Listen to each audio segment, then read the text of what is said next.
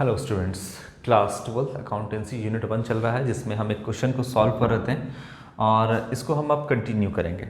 हम लोगों ने लास्ट में फर्नीचर का ट्रीटमेंट देख लिया था कि फर्नीचर का ट्रीटमेंट हम किस तरीके से करेंगे। तो फर्नीचर का ट्रीटमेंट हम लोगों ने देखा था। अब हम आगे इसको कंटिन्यू करते हैं।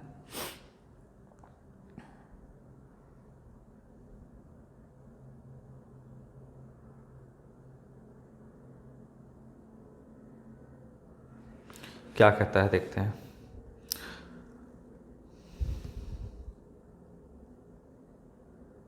इसके बाद है sale of grass. Sale of furniture था 1600 रुपये। जहाँ फर्नीचर आया हमने कंप्लीट ट्रीटमेंट कर दिया फर्नीचर का। इसके बाद सेल ऑफ ग्रास है, घास बेचा गया है, छोटा मोटा इनकम है, रेवेन्यू रिसीट है, आपका आ जाएगा रिसीट साइड में टू सेल ऑफ ग्रास। कितने का है? 200 रुपीज़ का है, रेवेन्यू रिसीट है, यहाँ आ जाएगा। इसके बाद है आपका डोनेशन है।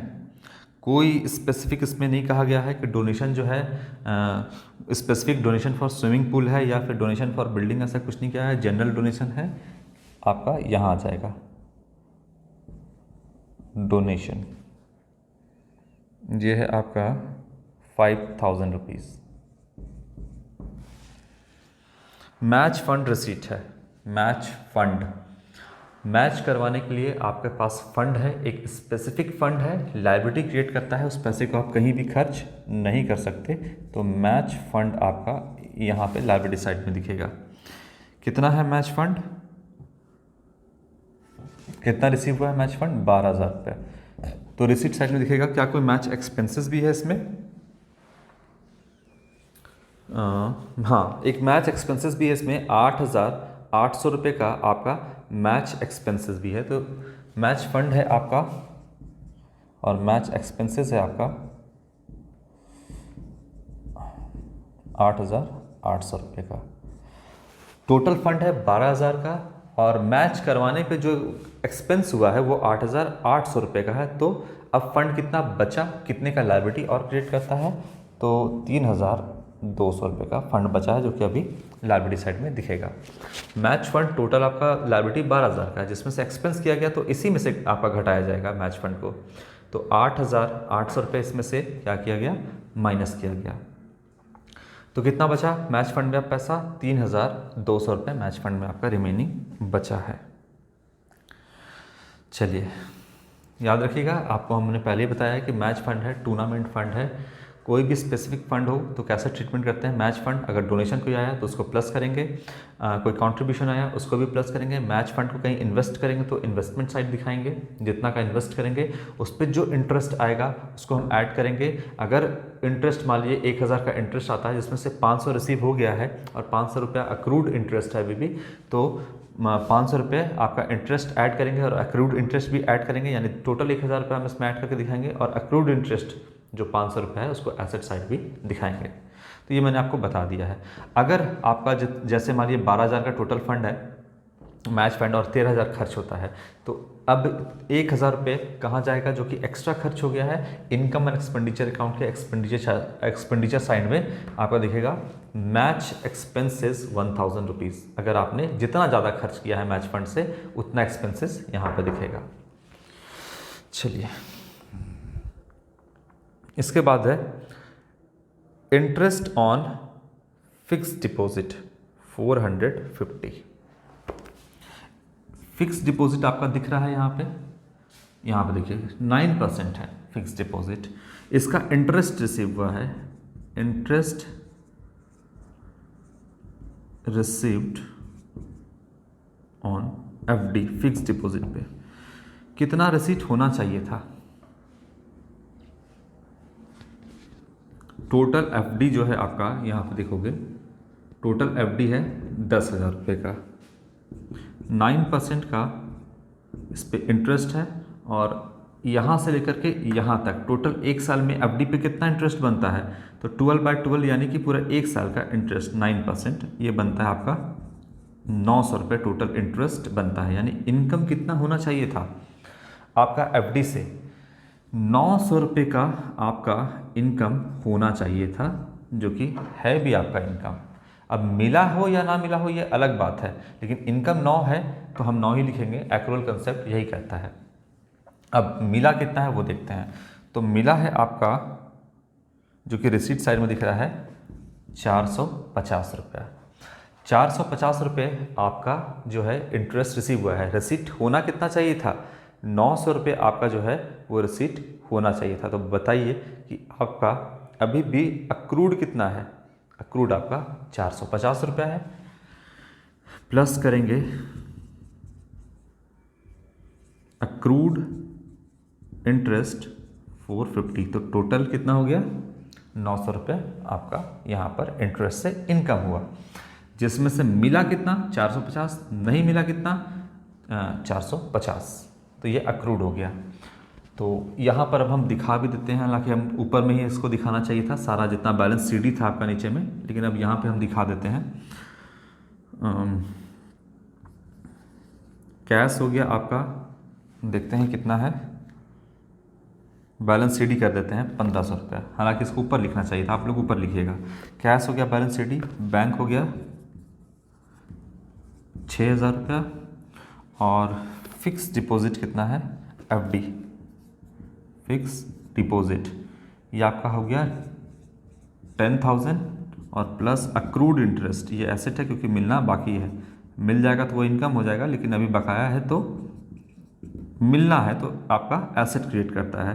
तो अक्रूड इंटरेस्ट 450 रुपया, तो टोटल जो आपका एफडी यहाँ पे दिखेगा वो जाएगा 10,450 रुपये का, ये होगा उसका ट्रीटमेंट। ठीक है,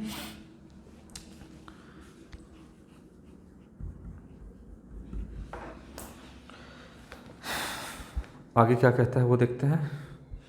अब आते हैं सैलरी के साइड में, यानी पेमेंट के साइड में। यहाँ आते हैं टू सैलरीज, कितना है आपका 17,000। अभी अंदर इनर कॉलम में लिखते हैं, क्या कोई इस पर एडजस्टमेंट भी है, हाँ। तो आउटस्टैंडिंग सैलरी प्रीवियस ईयर है और करंट ईयर है, तो प्रीवियस ईयर को क्या कर देंगे, जानते हो outstanding previous year minus current year plus होता है। चलिए, तो आउटस्टैंडिंग आपका है प्रीवियस ईयर 1200 रुपया, तो माइनस करते हैं आउटस्टैंडिंग सैलरीज प्रीवियस ईयर 1200 रुपया।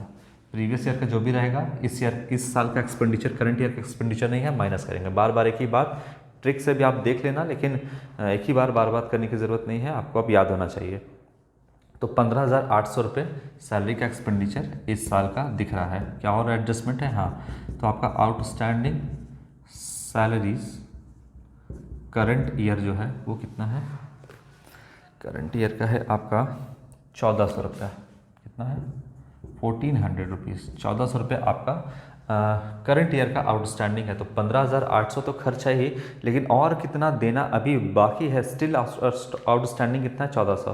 तो बताइए कि टोटल एक्सपेंडिचर कितना हो गया, 17,200 रुपया, ये टोटल एक्सपेंडिचर हो गया सैलरी का।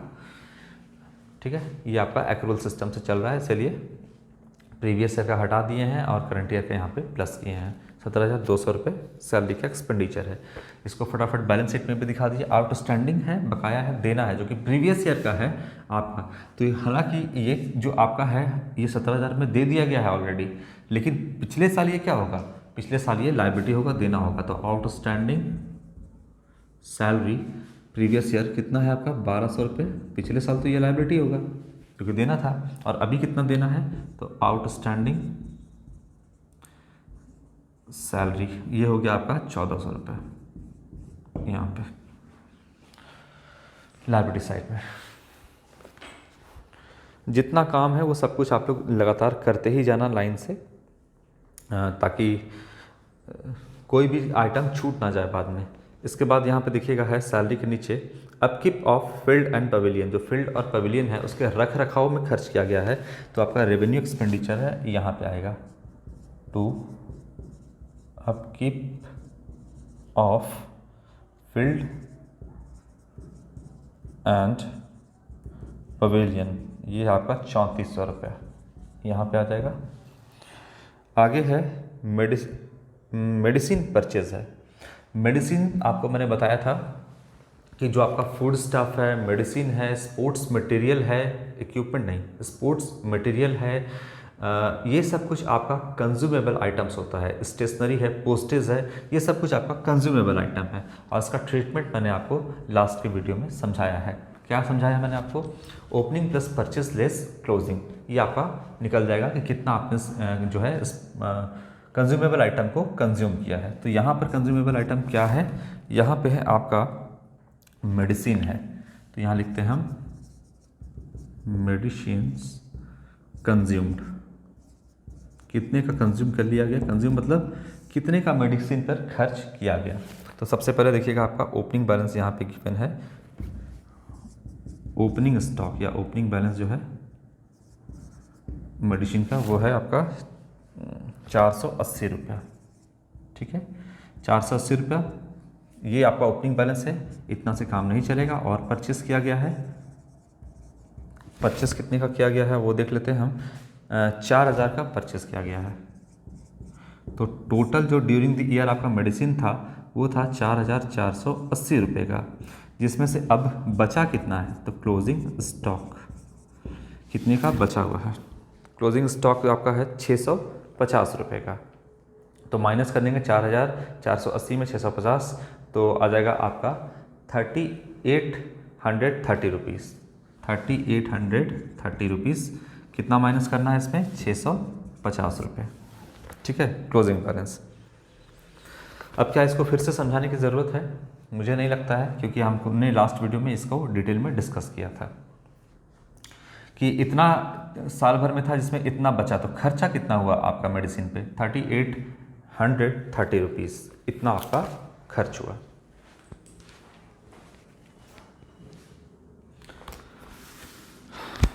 ये आपका कंज्यूमेबल आइटम है।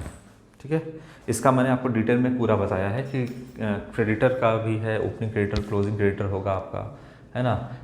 तो ये सब सारा कुछ मैंने आपको बता चुका है। अब आगे देखते हैं क्या है।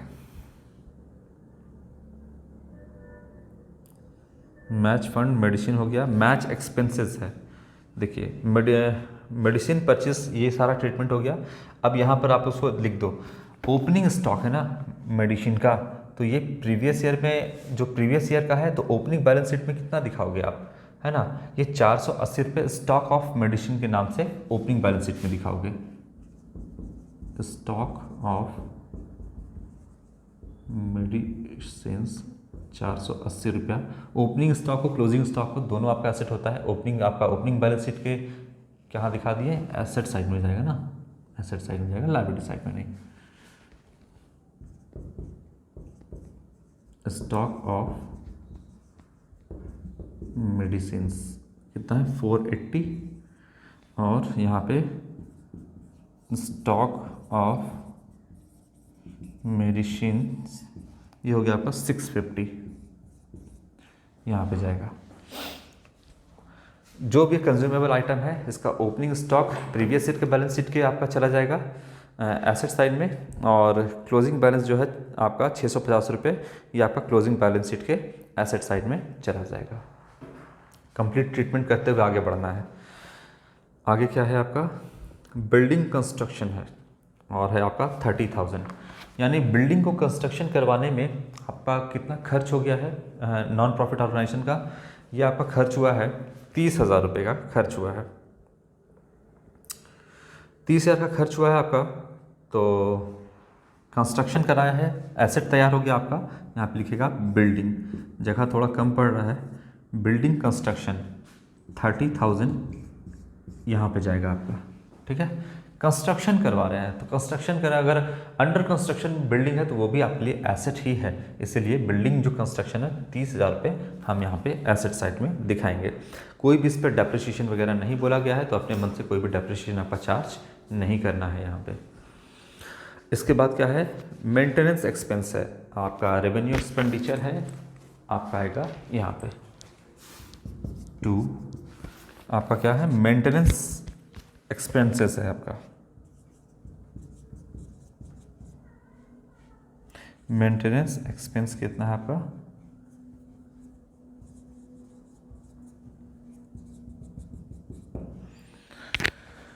3600 रुपये का।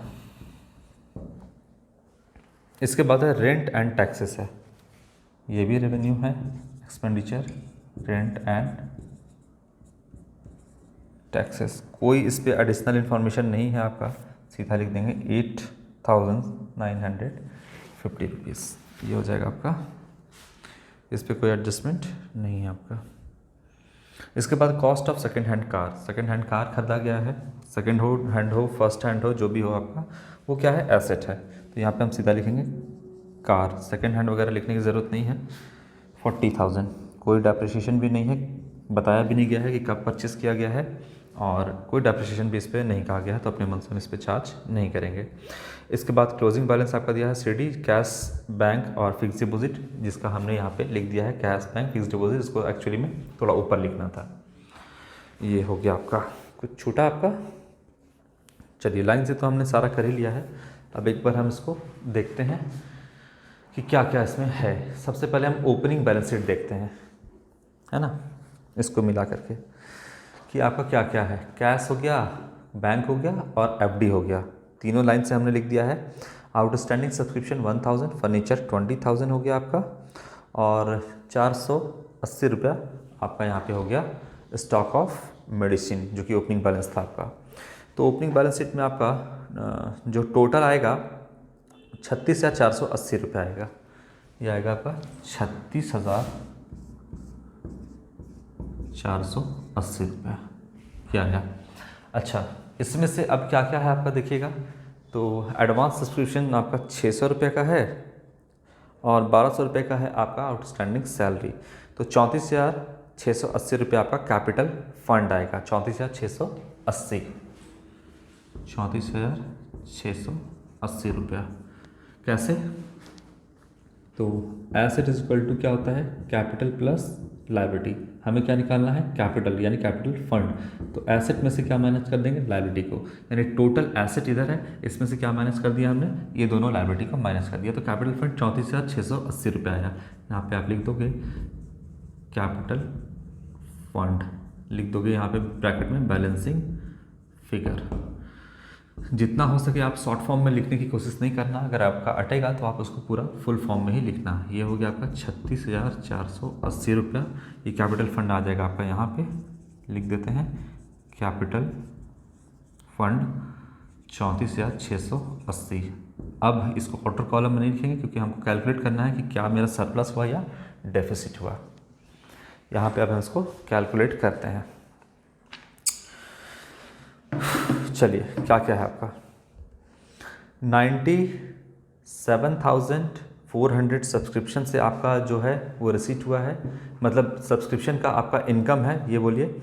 और एडमिशन जो हुआ है आपका 3,500, 200 रुपये का जो है ग्रास बेचा गया है। डोनेशन 5,000 का है, और 900 रुपये का आपका इंटरेस्ट रिसीव हुआ है। रिसीव हुआ है मतलब आपका एक तरह से इनकम है 900 रुपये, रिसीव हुआ या ना हुआ उससे मतलब नहीं है, लेकिन उसको अपना इनकम मानेंगे। तो 1,07,000 रुपया आपका टोटल रिसीट साइड में आता है, 1,07,000 रुपया। इसमें से अपने एक्सपेंडिचर को हम माइनस करते हैं। क्या क्या है एक्सपेंडिचर, उसको हम यहाँ से माइनस करते हैं। टोटल हो गया आपका 1,07,000 रुपया। क्या क्या है देखते हैं। 1,500 रुपये तो आपका हो गया डेप्रिसिएशन, लॉस जो हो गया फर्नीचर को बेचने पे, वो 3,400 रुपये हो गया, उसको हमने माइनस किया। 17,200 रुपया हमने माइनस किया आउटस्टैंडिंग, मतलब सैलरी का एक्सपेंडिचर 17,200 रुपया। फिर हम माइनस करेंगे अपकीप ऑफ पवेलियन, मतलब रख रखाव के लिए जो खर्च किया गया है वो 3,400 रुपया खर्च किया गया है, इसको माइनस करेंगे। फिर आपका जो मेडिसिन कंज्यूम किया गया है, वो उस पर जो मेडिसिन कंजम्पशन में जो खर्च हुआ है वो है 3,830 रुपीज़ का, और माइनस कर देंगे मेंटेनेंस जो आपका एक्सपेंस है 3,600 रुपये, और माइनस कर देंगे रेंट वगैरह जो आपने पे किया है 8,950 रुपीज़, ये आपने रेंट पे किया है। ठीक है, और कुछ छूट रहा है इसमें?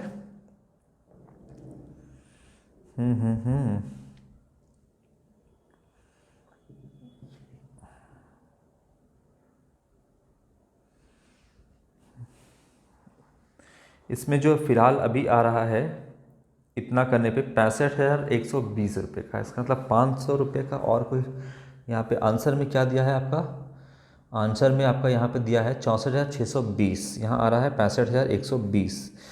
तो इसका मतलब कोई आइटम छूटा है, इनकम साइड में छूटा है या किधर छूटा है?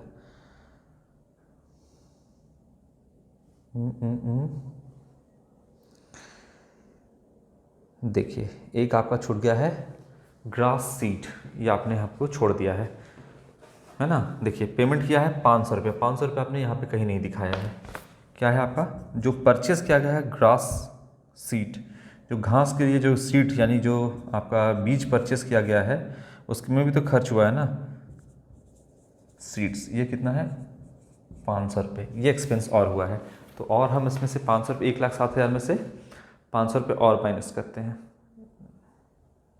तो ये आ रहा है आपका 64,620 रुपये। सरप्लस इतना ही है आपका, ठीक है। तो सरप्लस आ रहा है आपका 64,620 रुपये, ये हो गया सरप्लस। इसको लिखिए आप सरप्लस यानी excess of income over expenditure, total हो गया 1,07,000 रुपये। इसको प्लस कर देंगे सरप्लस को